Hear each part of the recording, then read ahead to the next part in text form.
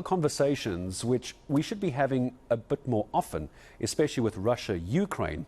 You'll know the name by now, and I hope I'm saying this right. It's that mercenary group, Wagner. Their chief, Yevgeny Prigozhin, has been exiled to Belarus. Now, many of his soldiers for hire followed him there after that, what is being called a failed mutiny in Russia. Depending which newspapers you read, it was either a failed mutiny or it was controlled by the Russian government, depending what you read these days. However, here's the problem. Let's bring it back home. They are intensifying their presence here in Africa.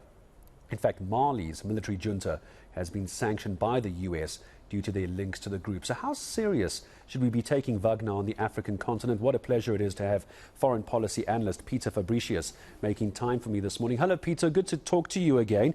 How bad is this? Okay. What is the status of Wagner on the African continent? Can we start there?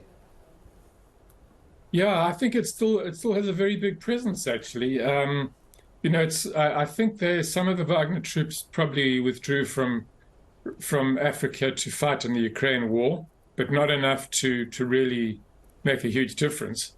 And now it would appear that since the mutiny, as you said, the aborted mutiny or aborted coup or whatever, there's some indications that the troops, quite a few of the troops, maybe like 10,000 of the troops who were fighting in Ukraine, may be redirected to Africa.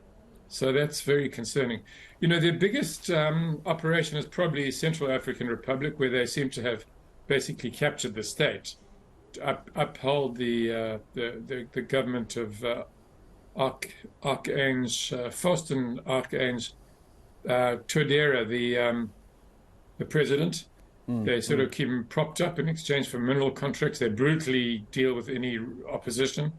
As you mentioned, they've got now established a presence in Mali, which I believe would be growing, and other places. Looking at Burkina Faso, they have a foothold in Sudan. They've been in Libya for years, fighting again with the rebel Khalifa Haftar against the UN-backed government in the early days of that civil war. So they're a pretty menacing outfit. I suppose the question could be, for those who haven't read it yet, the reason I wanted to talk to Peter was a brilliant article on dailymaverick.co.za, and he goes into so much detail here, Peter. It's a fantastic article. But I want to get a sense from you. So you've painted what they're doing on the African continent. I suppose the obvious question is, why Africa? I mean, there must be money involved here. It's the root of all evil, isn't it? Yeah. There just must be a lot of money involved in this. Sadly, I think what they are doing is exploiting the chaos, that exists in parts of this continent, obviously not everywhere. So they step into countries like, CAR and Mali, which have been pretty more than usually chaotic, and often to displace, in the case of CAR and Mali, the French, and Western forces. I mean, Mali has basically kicked out all the French and the Americans and everybody. There's a lot of money. There's on the one hand, for them, it seems to me the way they operate is basically like sort of warlords of old. Is that they live off the ground. They from their proceeds, from loot and plunder, essentially, you could say. And then from the Russian government's point of view, it's a way, I guess, a cheap way and a deniable way of exerting influence over, and competing with Western governments to exert influence in Africa. Yeah, it's almost a plausible deniability on the international stage. I suppose you could argue that's what it is. I'm curious, how concerned should we be here in South Africa? I mean, we're talking about countries like CAR, we're talking about Mali, Libya, and the list goes on and on in your article. How worried should we be down here in South Africa about anything happening here or influences within our borders? Talk to me about that. Yeah, if you look at reports on their activities in Africa, there was an excellent one done by the Global Initiative Against Transnational Organized Crime, and there have been others which show the extent of their footprint.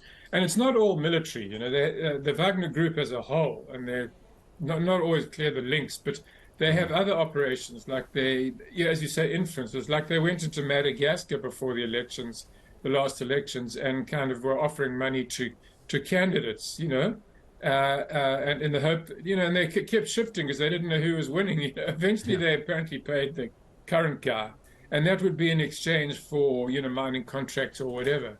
So there's that possibility. I mean, I certainly don't see Wagner bringing its army in. They had their army in Mozambique, by the way. Yeah, a couple of that's years what I was asking. Because it's not too far from here. Yeah, yeah.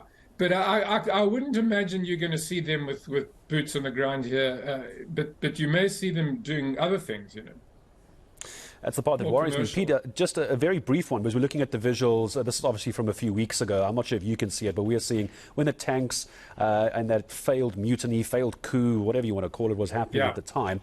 But obviously South Africa's president, Cyril Ramaphosa, currently over in Russia as well. So is the former president, just by the by. But as a foreign policy, would this come up between our president and Vladimir Putin? Is this something you think would be on the table while they drink their vodka and coffee? I certainly think it's something that should come up, but I have a feeling that they wouldn't bring it up, because, well, look at all the other things we don't bring up with Russia. So, I can't see it. And a couple of months ago, Naledi Pandor, the foreign minister, was asked about that, and she said, "Oh, why is it only Wagner they talk about? Why don't they talk about all the other nefarious, foreign influences on this continent over the years?" Which is their standard response, that sort of whataboutism, So I don't think they will bring it up. Yeah, might not even make it onto the agenda for the minutes, but I guess we'll never know. That's the joys of foreign policy when it comes to Russia and South Africa. But Peter, thank you so much for making time. I enjoyed the article. I appreciate you making time and speaking to me this morning. Foreign policy analyst, always good to hear from Peter Fabricius. And that was just a summation of the detail that Peter goes into. If you haven't read it and you are interested in something like Wagner on the African continent, I couldn't do it justice in a few minutes. Go look for the article. Just Google Peter Fabricius and Daily Maverick. I'm sure you'll find it very easily, but it is on Daily Maverick's website.